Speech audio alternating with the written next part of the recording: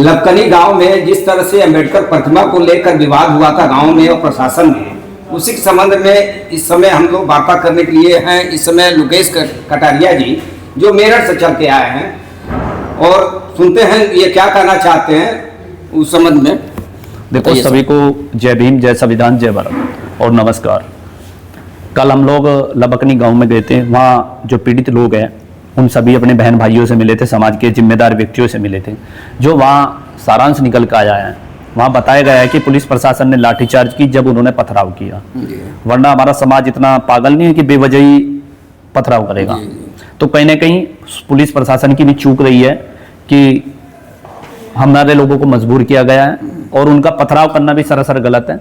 किसी चीज़ का झगड़े से सॉल्यूशन नहीं होता, वो चीज़ें बैठ के निपटाई जाती हैं।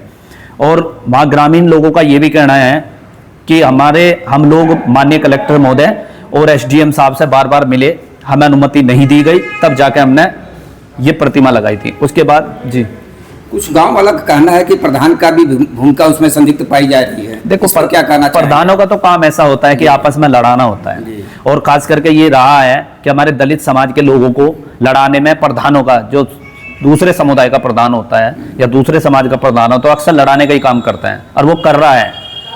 ठीक है, प्रशासन का कहना है कि वो लाठीचार्ज करने के मूड में नहीं थे, लेकिन वहाँ गांव वालों की तरफ से कुछ हुआ था। इस पर क्या कहेंगे आप? नहीं, गांव के लोग, मुझे नहीं, प्रशासन की गलती थी कि लोगों की गलती थी? मेरी तरफ से देखो, जो वहाँ के लोगों ने बताया है तो वहाँ प्रशासन की गलती लिखड़ रही है, प्रशासन ने बताया तो गाँव वालों की गलती लिखड़ रही है। गलती दोनों तरफ की है, दोनों तरफ की गलती है।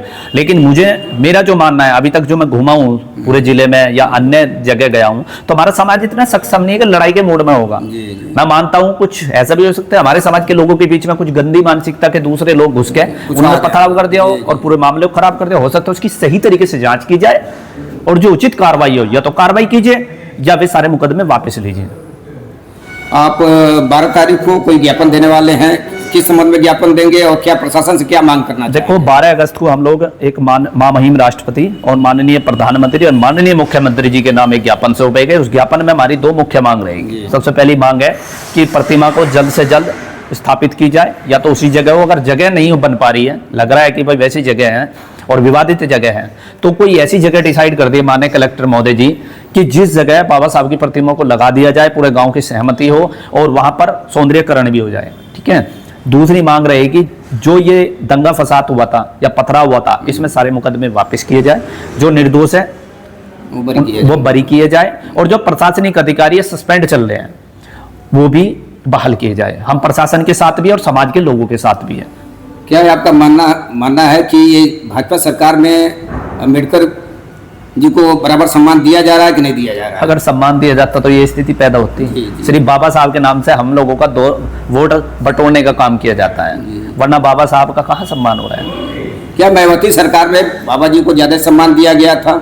इस पर क्या कहना चाहिए? देखो, बहन जी की सरकार थी, मान्यवर साहब कांसीराम जी थे, जिन्होंने पूरी दुनिया में बाबा साहब को जन्माया है, और बसपा शासन काल में जितना काम हुआ है शायद किसी सरकार में हुआ है ना होगा।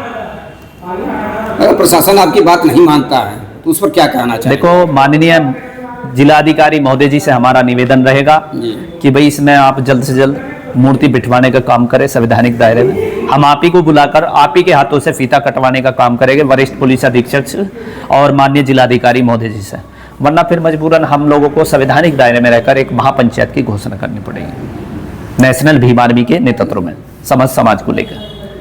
ये थे आपके लोकेश कटारिया जी, जो भीम आर्मी के संगठन के राष्ट्रीय अध्यक्ष हैं जी, और अपनी ये 12 अगस्त को ज्ञापन देने वाले हैं उसी लबकनी गांव में, जिसमें अम्बेडकर प्रतिमा को लगाने के लिए विवाद हुआ था। नमस्कार, आप देख रहे हैं जल्दिया दर्शन न्यूज। आप हमें कमेंट बॉक्स खाली है, आपकी क्या राय है जरूर दें। नमस्कार।